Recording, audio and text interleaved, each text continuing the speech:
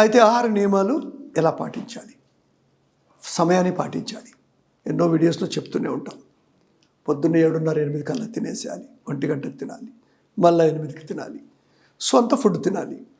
90% of Indians అన్నమే తినాలి, బియ్యంతో చేసే వస్తువులు తినండి. నాన్ వెజ్ అయితే రోజు 1-2 గుడ్లు తినండి, మటన్ తినండి, చేపలు తినండి. కానీ ఆ తెల్ల కోడి, ఫారం కోడి ఎక్కువ తినొద్దు. నాటుకోడి దొరికితే తినండి. కోడి అనేది చుట్టాలు వస్తేనే కదా కోసేది మనం. కాబట్టి that is not a staple meet. అనవసరంగా ఈ మిల్లెట్స్, రాగులు, జొన్నలు, కొర్రలు, మొక్కజొన్నలు ఎవరైనా చెప్పండి. ఈ మధ్యలో సీఎంలు కూడా చెప్తున్నారు, నేను ఇవి తింటున్నాను బాగోదు. అంతా అది రాంగ్, అన్సైంటిఫిక్ ఇన్ఫర్మేషన్. అవి ఫాలో చేయద్దు మీరు. అన్ని కాయగూరలు తినండి, వండి తినండి. ఆల్కహాల్ తాగుతారా? ఎప్పుడన్నా ఒకసారి కొద్దిగా తాగండి. రోజు అట్లనే కొడితే డబ్బులు పోద్ది, హెల్త్కి హెల్త్ పోద్ది. బేసికలీ ఆహార నియమాలు సరిగా లేకపోతే మైక్రో న్యూట్రియంట్స్ దెబ్బతింటాయి. మైక్రో న్యూట్రియంట్ డెఫిషియన్సీలోనే మన జాయింట్స్ ఫ్రోజన్ అవుతాయి. రెండవది, ఒక 20 మినిట్స్ రోజు ఎండలో తిరగండి.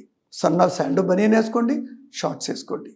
లేడీస్ కూడా తన పనులు అయిన తర్వాత 10 గంటలు ఆ టైంలో ఎండలో వెళ్ళి కొద్దిసేపు ఎక్స్పోజ్ కాండి. చిన్నపిల్లలకి స్కూల్స్లో ఇప్పుడు ప్యాంట్ షర్ట్స్ అయిపోయినాయి. మేమైతే ఓన్లీ చెడ్డీలు వేసుకొని వెళ్ళేవాళ్ళం. సో వాళ్ళని కూడా హాలిడేస్లో జూకి తీసుకెళ్ళండి, బయట ప్రదేశాలకు తీసుకెళ్ళండి. Search for an opportunity where you get expose to sun. అవకాశం గురించి మీరు ఎదురు చేయాలి.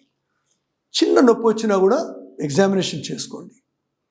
దెబ్బలు తగిలినాయి, వంకర్లు ఉన్నాయి, ట్యూమర్స్ ఉన్నాయి, డిజీజ్ ఉన్నాయి, definitely you should go early to your doctor.